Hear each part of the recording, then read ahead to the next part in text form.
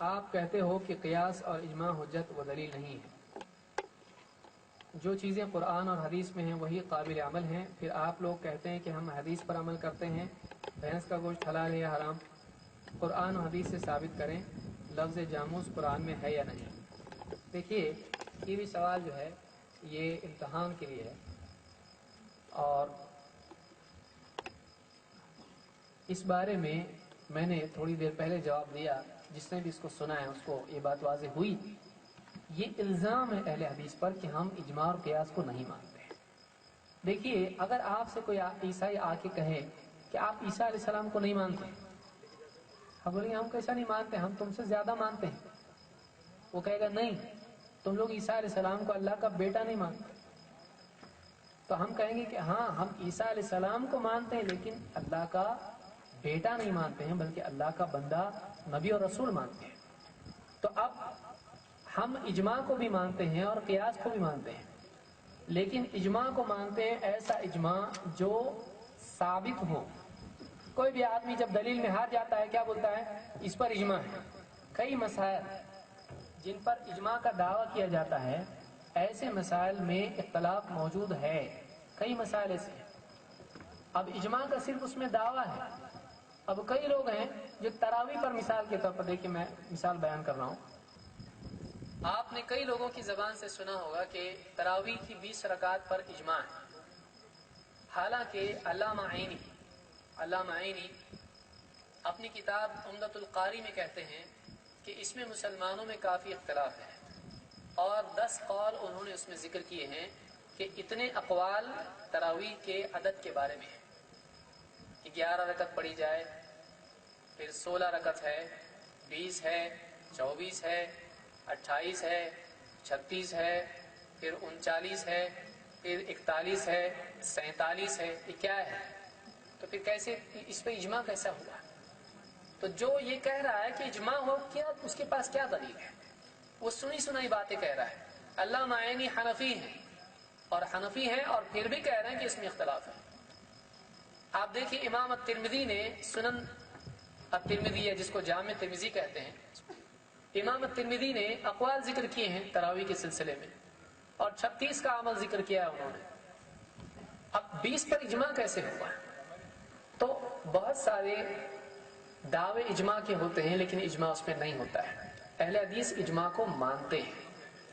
قرآن کریم کی جو آیت ہے جس میں اللہ نے فرمایا کہ وَيَتَّبِعْ غَيْرَ سَبِيلِ الْمُؤْمِنِينَ، ایمان والوں کا راستہ چھوڑ کے کوئی اور راستہ چلے، ایسے آدمی کو اللہ رب العالمین نے گمراہ۔ اہل حدیث کیا کہتے ہیں؟ اہل حدیث کہتے ہیں اگر اجماع ثابت ہے تو ہم اس کو مانیں گے، لیکن صرف کسی آدمی کا کہہ دینا کہ اس مسئلے پر اجماع ہے، صرف دعوے سے اجماع ثابت نہیں ہوتا ہے، صرف دعوے سے نہیں ثابت ہوتا ہے۔ قرآن کریم کی آیت جس میں اللہ نے فرمایا وَيَتَّبِعْ غَيْرَ سَبِيلِ الْمُؤْمِنِينَ، ایمان والوں کا راستہ چھوڑ کے اور راستہ چلے تو آدمی گمراہ ہے، جہنم میں جائے گا۔ اس سے امام شافعی رحمۃ اللہ علیہ نے اجماع کی دلیل لی ہے، اور ہم بھی اس کو مانتے ہیں کہ مسلمان کسی مسئلے پر متحد ہو جائیں، متفق ہو جائیں تو یہ دلیل ہوتا ہے۔ لیکن کون؟ یہ بھی آپ یاد رکھیں، اجماع کی تعریف بہت سارے لوگ کہتے ہیں آپ اجماع کو نہیں مانتے، آپ ان سے بٹھا کے پوچھیں اجماع کس کو کہتے ذرا بتاؤ، اس کو نہیں معلوم ہے، اجماع کی تعریف معلوم نہیں ہوتی ہے۔ اجماع کی تعریف کیا ہے؟ اجماع کی ڈیفینیشن کیا ہے؟ اجماع کی تعریف یہ ہے کہ اللہ کے نبی صلی اللہ علیہ وسلم کی وفات کے بعد دینی امور میں سے کسی معاملے میں امت کے مجتہدین کا کسی ایک چیز پر جمع ہو جانا۔ پھر سے کہہ رہا ہوں تو یاد رکھیے، نبی صلی اللہ علیہ وسلم کی وفات کے بعد امت مسلمہ کے مجتہدین، علماء، مجتہد کس کو کہتے ہیں؟ جو کسی کی تقلید نہیں کرتا ہے، جو قرآن و سنت سے خود مسئلے نکالتا ہے۔ امت مسلمہ کے مجتہدین کا کسی ایک مسئلے پر جمع ہو جانا، اس کو اجماع کہتے ہیں۔ آج جو لوگ بھی ہیں عام طور سے وہ مقلدین حضرات ہیں، مجتہدین تو ہے نہیں۔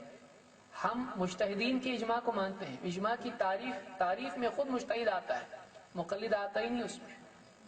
تو آپ جس مسئلے میں اجماع بیان کر رہے ہیں بتائیے کہ مجتہدین سے اس پہ اجماع ہے؟ نہیں ہے۔ تو اس سلسلے میں جو کتابوں میں باتیں لکھی ہوئی ہیں اس کو آپ غور سے پڑھیں تو اس میں سمجھتا ہوں کہ بہتری ہوگی۔ جہاں تک کہ قیاس کا معاملہ میں نے بیان کیا، وہ قیاس جو قرآن و سنت پر مبنی ہو ہم اس کو مانتے ہیں، بشرطے کہ اس میں علت جو بیان کی گئی ہے علت کے مطابق ہو، اس پر وہی حکم لگایا جائے۔ قیاس کی تفصیل ہے، میں ابھی بیان نہیں کر سکتا اس کو، کہ اس میں اصل ہوتی ہے، فرع ہوتی ہے اور علت ہوتی ہے، اس میں حکم ہوتا ہے۔ اب اگر کوئی بھی آدمی کسی بھی مسئلے پر قیاس کر کے بیان کرے کہ یہ قیاس سے یہ چیز ثابت ہے، تو ایسا نہیں ہوتا ہے۔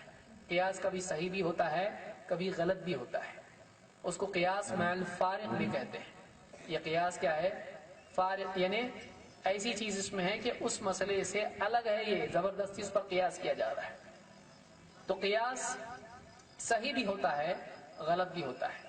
تو ہم ثابت شدہ اجماع کو مانتے ہیں اور غلط یعنی قیاس کو نہیں مانتے، ہم صحیح قیاس کو مانتے ہیں۔ تو ثابت اجماع اور صحیح قیاس، اس کو ہم مانتے ہیں۔ غیر ثابت شدہ دعوے اجماع کے ہم نہیں مانتے، زبردستی کے قیاس ہم نہیں مانتے۔ اس کو اچھی طرح سے یاد رکھیں۔